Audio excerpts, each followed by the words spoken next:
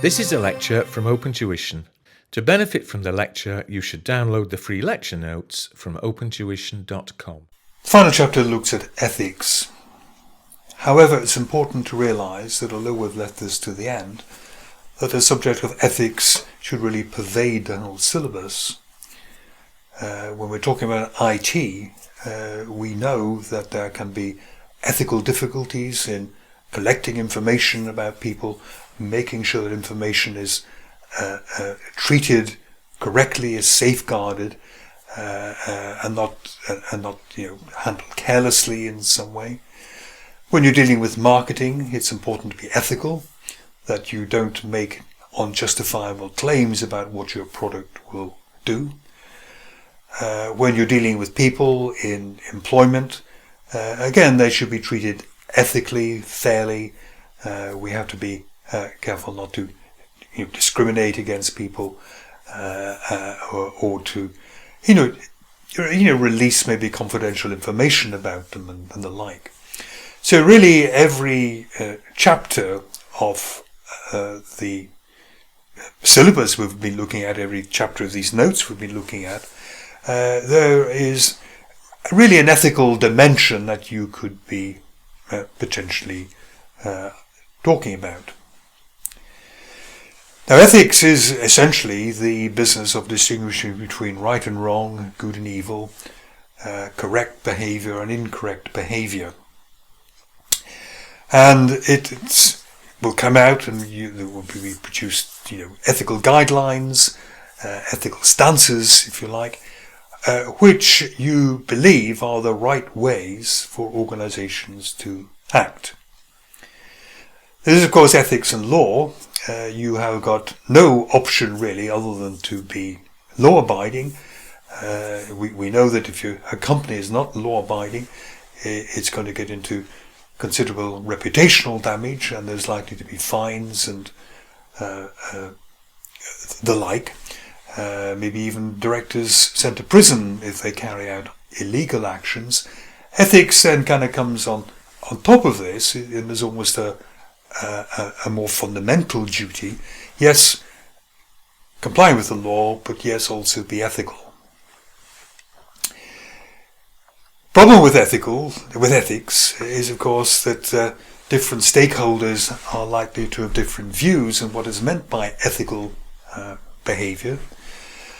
For example, if you take the technology of fracking or the technology behind editing genes and producing new crops by gene manipulation, then obviously people within the organizations, the engineers or the biochemists, believe that what the company is doing is correct, is ethical, but people outside the organization may think that genetic modification or fracking is wrong. So you're liable to get some sort of disagreement at various stages about what ethical behavior actually is. You're never going to resolve that probably, but what is very important, however, is that stakeholders know what you're up to, that you're not concealing something, that you're not lying to people. Because if you proclaim that you are ethical in some respect, and then it is found that you are not ethical, then there is immediate destruction of trust in the company and enormous reputational damage. So provided you are upfront, people might not agree with you, but being upfront with what you're doing, being honest with what you're doing, is the first step. And how are we going to communicate that to people? Well, corporate codes of ethics can help to achieve this. Corporate code of ethics are certainly provided very often to employees, telling what they can and can't do. And they're usually made available on company websites so that other stakeholders can see this is what the company is allowing, this is what it is prohibiting, and at least everybody knows where everybody stands. There aren't any nasty concealed surprises anywhere. So here, for example, is a short extract from Coca-Cola's ethical guides on dealing with customers, suppliers and consumers. Always deal fairly with customers, suppliers and consumers, treating them honestly and with respect. Do not engage in unfair, deceptive or misleading practices, for example by having dishonest advertising. Always present company products in an honest and forthright manner. So don't lie about maybe the additives that are in some of the beverages and so on. Don't conceal ingredients that some people might not want to consume or may even be allergic to. Do not offer, promise or provide anything to a customer or supplier in exchange for an inappropriate advantage for the company. Basically that's talking about bribery and corruption. Do not seek backhanders from suppliers.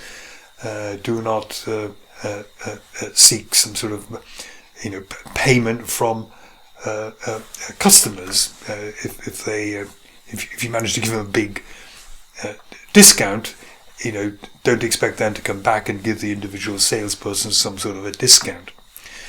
And you can go to almost any big company, Google it, put in ethical guide, and almost certainly take you to a substantial ethical guide governing their behaviour. Now this is important. It's important to have good behaviour because good ethics reduces risks. Now, there will always be risks for any business. You cannot, in a way, trade, you cannot make money, you cannot supply services without there being a risk that something goes wrong or that maybe somebody is in some way injured. It's part and parcel of life, really. It's hard to give 100% guarantee. A good example is with pharmaceutical companies. Pharmaceutical companies developed powerful drugs, pharmaceuticals, and then they put them through clinical trials, first of all to make sure that they don't harm anybody, and secondly to make sure that they actually do some good, they actually work to fight the disease they've been designed for. And already there's a kind of ethical dilemma there. You can keep testing and testing and testing and testing, for 10 years, and you do some more tests and so on. But of course the ethical dilemma is that the more time you spend testing and delaying the release of these drugs, then of course you are in a way not allowing patients who might potentially benefit from these drugs from acquiring the drugs and being cured. So there is a kind of balance there. A certain amount of testing, and then we know when we release this there may be some individuals, hopefully not very many, who have an adverse reaction to it. So we're having to kind of strike an ethical balance there. And everybody knows that sometimes drugs go wrong. And the shareholders in a company like AstraZeneca or something knows that this is part of the risk of being in that company, that 5 years down the road it may be discovered that one of their big drugs is causing damage that had been unforeseen and unsuspected. Now, I don't think anyone is going to particularly blame the drug company for that. It's inevitable. It's part of their business almost. However, where drug companies got into really big trouble was one or two were suspected of knowing that there was a side effect, but then suppressing that information, not making it public. So that after 5 years, when more patients were having heart problems, and it was tracked back to that drug, and it was discovered that the company had suspicions that this drug was causing heart problems, that's when all hell breaks loose, really. Because now the people who have been damaged, they can get much higher damages, punitive damages, because the company concealed it. The regulators will come in and fine the company for concealing this information. There's a loss of trust in the company. You say, well, they didn't come clean on that drug. How many of the other drugs in the portfolio are they also concealing side effects about? So coming clean, being open with people, is going to reduce the risk for shareholders. There's going to be no skeletons in the cupboard, as far as we know. If risk is reduced, then the cost of capital is reduced. Higher risk means that shareholders and banks require higher demands to pay, higher returns to pay for that risk. And if the cost of capital is reduced, then you can make higher profits. More projects become viable. Goodwill towards a company is increased because you trust the company, and therefore sales will increase. The regulators trust you to some extent. If you've once caught concealing something from a regulator, why would they ever trust you again? Your good reputation will attract good candidates, good employees. Your good reputation will enable you to get into joint ventures with other companies. Nobody wants to be associated with a company which is regarded as being not respectable, concealing information which is going to be hurting people. Nobody wants to be near that company at all. So even getting away from the moral reasons to be open with people, there are very, very good financial reasons to be impeccable when it comes to ethics. You will be found out if you're not ethical, and when you are found out, you will pay for it. Now, CIMA has its own set of kind of ethical guidelines. These are based on the International Ethical Board of Accountants guidelines, part of IFAC, and have been adopted by CIMA. And very briefly, the fundamental ethical principles are as follows. So integrity, be honest, stand up for what you believe in, don't turn a blind eye.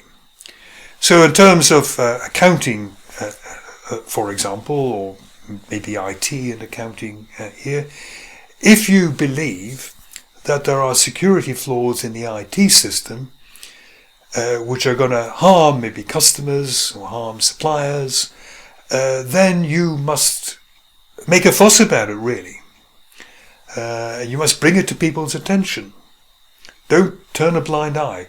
Don't let people overrule you in some way.